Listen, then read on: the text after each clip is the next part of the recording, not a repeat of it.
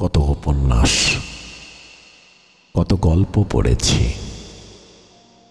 মনের গভীরে জমেছে অগণিত চরিত্র, তবু তোকে পড়া হলো না।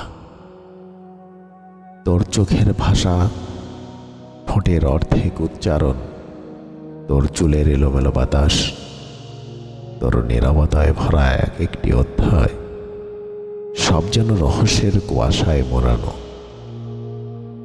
তোর মুখের হাসি যেন ক্লাসিক বইয়ের সোনালি মলাট, যেখানে প্রবেশ করার সাহস পাই না।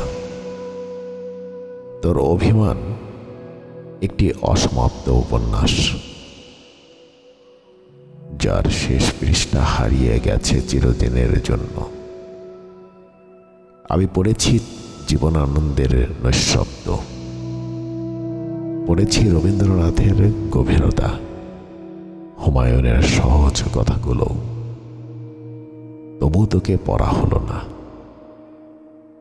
তুই যেন সেই বই, যার প্রচ্ছদ দেখলে মনে হয় ভেতরে এক মহাসমুদ্র, তবুও পৃষ্ঠা উল্টাতে যাই, উল্টাতে গিয়ে হাত কাঁপে। তুই কিভাবে এত সহজে জটিল হতে পারিস? তুই কিভাবে এত অল্পে পূর্ণতা আনতে জানিস?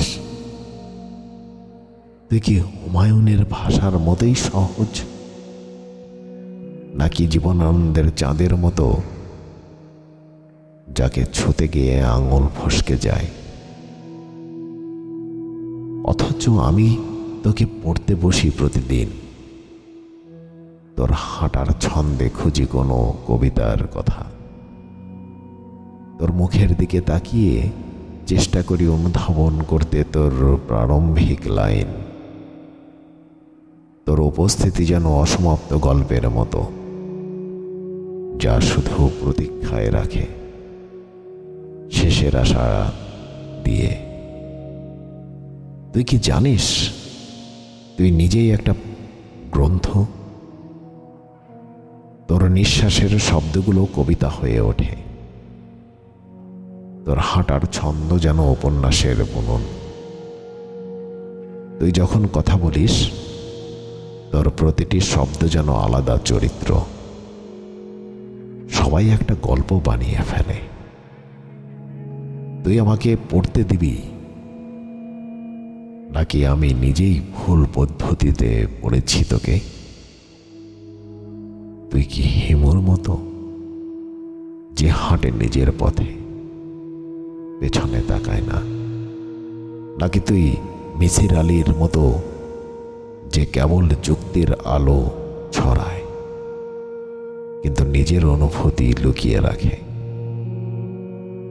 তুই কি করে বলবি কোন অধ্যায়ে আমি থেমে গেছি,